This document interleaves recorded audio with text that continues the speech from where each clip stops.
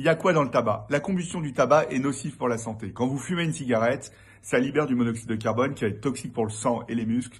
Ça libère des goudrons, des gaz toxiques et des métaux lourds. La nicotine, elle est responsable de l'addiction, mais elle va aussi agir sur votre cœur, sur vos poumons et sur tous les vaisseaux de votre corps. Le tabac, ça tue un fumeur sur deux, c'est responsable de 75 000 morts par an et c'est surtout la première cause de mort évitable dans le monde. Même une cigarette est dangereuse pour la santé en fait. Le tabac va être responsable de 20% des cancers. Il y a le cancer des poumons, il y a le cancer des voies aérodigestives supérieures. C'est la première cause d'atteinte cardiovasculaire avec des infarctus du myocarde et d'autres anomalies cardiaques. Et ça va toucher votre arbre respiratoire avec de la toux, des crachats répétés, des bronchites et ça peut aller jusqu'à la bronchopneumopathie chronique obstructive, la BPCO, qui est une maladie chronique. Alors la vape ou la vapotose, vous connaissez, c'est la cigarette électronique, c'est une batterie qui va chauffer une résistance qui est immergée dans un liquide. Vous allez absorber, vous allez inhaler cette vapeur qui est émise. Cette vapeur peut avoir un goût aromatisé ou un goût tabac. Et en fait, vapoter, c'est moins nocif que fumer du tabac, c'est clair et net, et ça contient 9 à 450 fois moins de substances toxiques que le tabac. Il y a une chose aussi importante, c'est le vapotage passif. C'est pas pareil que le tabagisme passif. Le vapotage passif n'est pas dangereux pour la santé. Quand une femme décide d'avoir un enfant, déjà ce qu'il faut savoir, c'est qu'une fumeuse peut avoir des cycles irréguliers, anovulatoires. Elle peut être moins féconde qu'une non-fumeuse. Elle peut avoir plus de risques de retard de conception et il y a un risque augmenté de grossesse extra-utérine qui est corrélé au nombre de cigarettes fumées.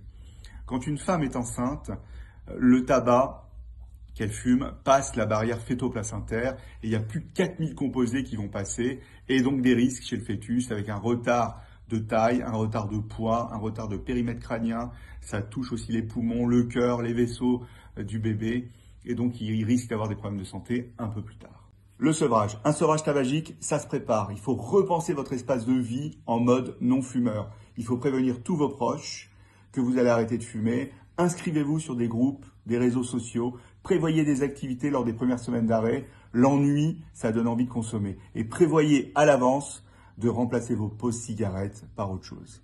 Vous pouvez manger un fruit, boire de l'eau, faire un petit exercice physique, faire de la méditation, de la relaxation, vous promener. Voilà, il y a plein de petites activités que vous pouvez faire. Il faut modifier vos habitudes. C'est fini la cigarette réflexe, celle du matin, celle du repas, celle avec le café.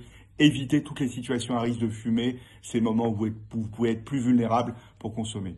Il y a aussi l'approche médicamenteuse, donc avec les traitements de substitution nicotinique, avec les gommes, les pastilles, les inhaleurs, les patchs. En fonction de la quantité de tabac que vous fumez, vous pouvez avoir une posologie adaptée de traitement de substitution nicotinique. Il y a aussi une autre alternative qui est la vape, qui n'est pas un traitement médicamenteux validé, mais qui a aidé énormément de gens et qui est un bel outil de réduction des risques. Et après, dans certaines situations, quand ça devient très très compliqué, il peut avoir, après avis spécialisé, la prescription de médicaments comme de la varenicline ou du bupropion, mais c'est dans des cas plus complexes. Les chiffres, 20 minutes après l'arrêt du tabac, la pression artérielle et la fréquence cardiaque ne sont plus perturbées. 8 heures après, vous avez une diminution de 50% de la quantité de monoxyde de carbone, qui, je vous le rappelle, est toxique pour le sang et les muscles, et un retour à l'heure normale de l'oxygénation.